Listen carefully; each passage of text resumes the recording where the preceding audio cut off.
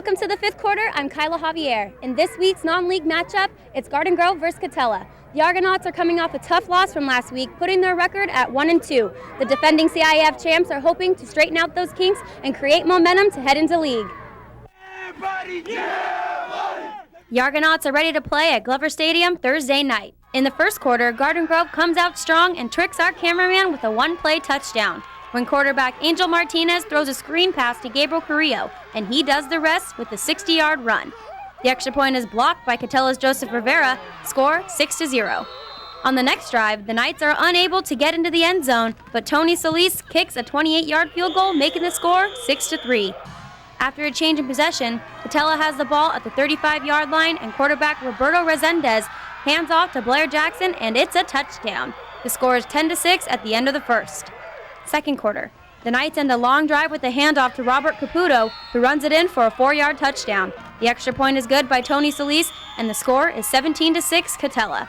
The Argos quickly answer with this play when Angel Martinez connects with wide-open Chris Martinez for a 66-yard touchdown completion. The kick is good, and the score is 17-13 to end the half. Here we go, Argos! Here we go! Third quarter. Garden Grove gets on the board first with a 28-yard field goal. Great job by kicker Gabriel Carrillo. Score 17-16 Knights. In the fourth quarter, the Argos managed to go 45 yards downfield, and Gabriel Carrillo kicks another long field goal. This pushes Garden Grove ahead, and it's 19-17. On the next play from scrimmage, the Knights' Robert Resendez hands off to Blair Jackson again, and this time he runs 65 yards to the end zone. The score is 24-19 Katella. The Argonauts' Angel Martinez throws a scrambling pass to Chris Martinez, who catches it with his fingertips to keep the final drive alive. They were unable to capitalize, and the final score, 24-19 Knights. Now let's go over to Eddie West Field in Santa Ana to check on the Los Amigos Lobos. High school football. At the Santa Ana Bowl, 3-1 Los Amigos take on the Saints of Santa Ana High School. The Saints are 0-3 going into the contest. In the second quarter, leading 7-0, the Lobos are marching downfield. Here, Daniel Hernandez fires the pigskin to Noe Perez, who slips and almost goes down, but his knee doesn't touch, and he gets another 17 yards for his efforts.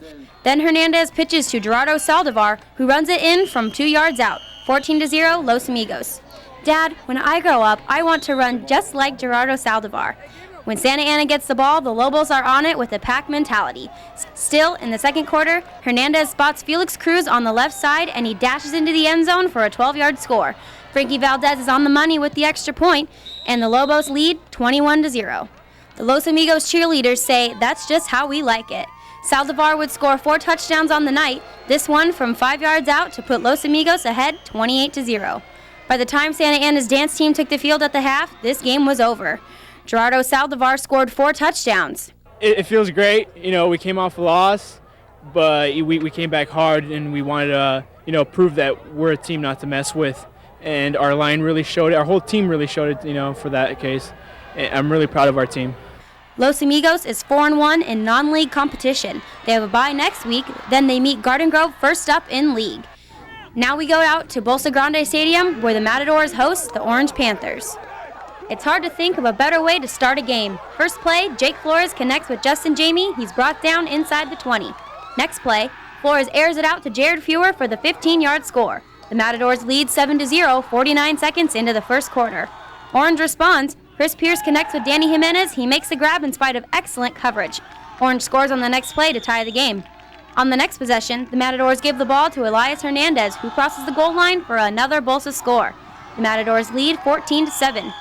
Turnovers would also hurt the Panthers. Chris Pierce is forced to run and fumbles. The loose ball is scooped up by Justin Nguyen. He takes it 55 yards to the end zone. Second quarter. Jake Flores rolls to his right and finds Justin Nguyen in the end zone. The 27-yard pass to Brian Pasion, the extra point, makes it 27-7.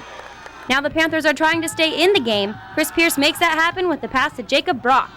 Orange would score on the next play. The first half is over with the Matadors leading 27-14. Third quarter. An interception puts Bolsa in position for this 1-yard scamper by Elias Hernandez, and the Matadors start to pull away 33-14. The Panthers aren't ready to call it quits. Chris Pierce finds favorite target Danny Jimenez on the route. Panthers score and keep it interesting at 33-21. The Matadors' final score of the night is this handoff to Michael Marquez. The 12-yard run caps a great night for Bolsa Grande as they win their first game of the season in convincing fashion, the kids bought in. They're tough, they're resilient, they're standing after, the history that they've had. But they're still, they're working hard, they're lifting and learning, asking questions, and they're just getting better. They just want to play football, because I'll tell you what, in a couple months, for all these seniors, most of them is going to be gone. Now here's Christian Hartnett for the highlights from Friday night's games. Thank you, Kyla. Rancho is on the road tonight at Sonora High School. The Vaqueros have opened the season with 3 straight wins. They're the only Garden Grove League team without a loss on the season thus far. Their opponent, the Raiders, tonight, a 1-3 record on the season, but a team much better than their record indicates. Sonora did indeed prove to be a challenge. Leading 20-0 in the first half, Sonora's Brandon Rio slips through the Rancho defense and avoids a late tackle to tack on another touchdown. The extra point misses, but the Raiders are comfortably ahead, 26-0. The Vaqueros managed to add a field goal, but a 26-3 deficit at halftime looks grim. Sonora Homecoming took on a fairy tale look with this magical coach that was never a pumpkin. Homecoming night at Sonora High School takes a turn for the worse in the second half for the Raiders. The Vaqueros' opening drive in the third quarter is capped by a Brett Hurley rushing touchdown up the middle, and a missed extra point in a 26-9 deficit for Rancho. After another Rancho touchdown in the third quarter, the Vaqueros continue their second half surge in the fourth quarter when Brett Hurley breaks free for a long run and yet another touchdown. The Vaqueros amazingly find themselves only down by 3. 26-23. Later in the quarter, Raiders with the ball. Quarterback Kyle Malstead drops the snap and throws to avoid the sack, but Ray Reinhardt reads it perfectly for the interception and brings it all the way home to give Rancho a 30-26 edge. The comeback is almost complete with a few minutes of play left. With about a minute left in the game, Malstead gets comfortable in the pocket and fires a strike to Dundon Moody, who falls into the end zone to get the lead back for Sonora.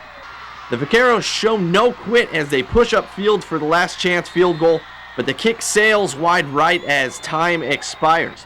Rancho's valiant comeback effort in the second half falls just short as they endure their first loss of the season, 33-30. Let's go over to Bolsa Grande High School for some Pacifica highlights. The Pacifica dance team warms up the crowd at Bolsa Grande Stadium. It's the first league game for 4-0 Yorba Linda and 1-2 Pacifica Mariners. Early in the first period, Yorba Linda quarterback Alex Bernstein has the ball stripped, and Pacifica's Jordan Rudnick is on it to recover the fumble.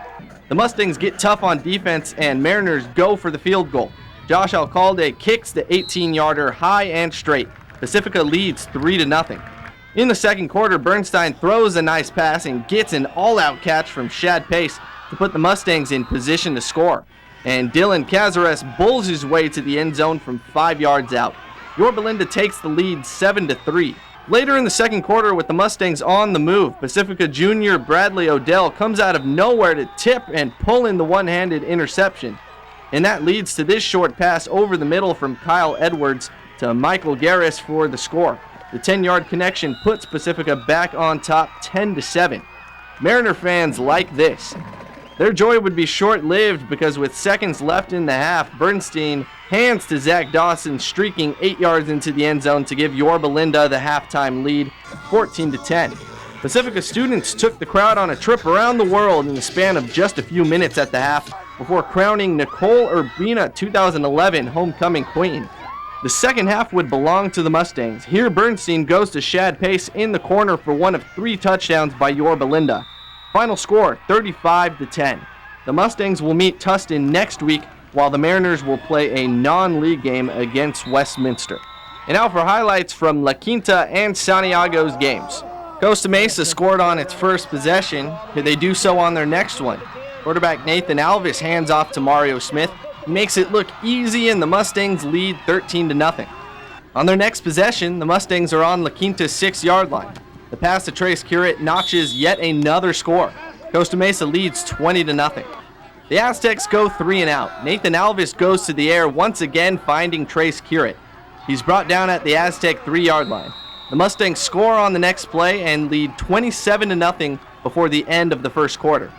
The Aztecs gave it all they had. Don Tran gained 15 yards and the first down on this play, but time after time, La Quinta was forced to punt. Second quarter, Mario Smith had a touchdown called back, so he runs for yet another one. 55 yards for the score. The Mustangs overpower the Aztecs. 61-0 is the final. Santa Ana Valley set the tone for tonight's game when they recovered their opening kickoff on the Cavalier 15-yard line. The Falcons scored 2 plays later. Valley scored on their next possession as well. Jonathan Santiago ran 23 yards for the touchdown, and the Falcons lead 14-0. The Cavaliers knocked heads with the Falcons and kept this drive alive with gritty runs and Valley penalties. On this play, the Cavaliers break through. Jesus Padilla goes 46 yards for the touchdown, giving Santiago a chance to stay in this game. But the Falcons come right back. Quarterback Joe Moore connects with Vince Aranda. He goes 18 yards for the score. Santa Ana Valley leads 21-7. Watch quarterback Richard Sagastumi on this play. He rolls right and keeps it, but the play takes out our camera guy. Luckily, the camera was not damaged. Final score, Falcons 48, Cavaliers 7. For Kyla Javier, I'm Christian Hartnett reporting for the 5th quarter.